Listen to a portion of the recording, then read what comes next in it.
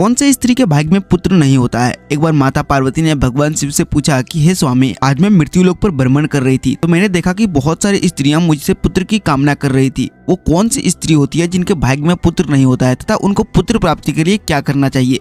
भगवान शिव पार्वती से कहते हैं कि हे पार्वती, इस कथा को तुम ध्यान से सुनना और समझना। जो भी इस कथा को ध्यान से समझता है उसे पुत्र की प्राप्ति अवश्य होती है। भगवान शिव कहते हैं कि हे पार्वती, चोलापुर नगर में एक सेठ के 2 बेटे थे। उन दोनों बेटों की शादी हो चुकी थी और सेठ के बड़े बेटे की बहू को एक बेटा था और छोटे बेटे के बहू को एक पुत्री प्राप्त थी। सेठ की पत्नी पुत्र को लेकर हमेशा अपनी छोटी बहू को ताना मारती रहती थी और उसकी छोटी बहू हमेशा ताना सुनती रहती थी। वो स्वभाव से बड़ी ही सुशील थी। एक दिन उसकी सास सुबह मंदिर जा रही थी। उसने छोटी बहू को खाना बनाकर रखने को कहा। जैसे उसके सास वहाँ से बाहर निकली वैसे एक साधु दरवाजे पर आ गया और मांडवी से भोजन कराने को कहने लगा। तब उसने सोचा कि अगर मेरी सास मुझे डांटेगी तो मैं कह दूंगा कि मैंने अपने हिस्से का भोजन साधु को कराया है और खुद भूखा रह लूंगी। दोस्तों, पार्ट 2 के लिए वीडियो को लाइक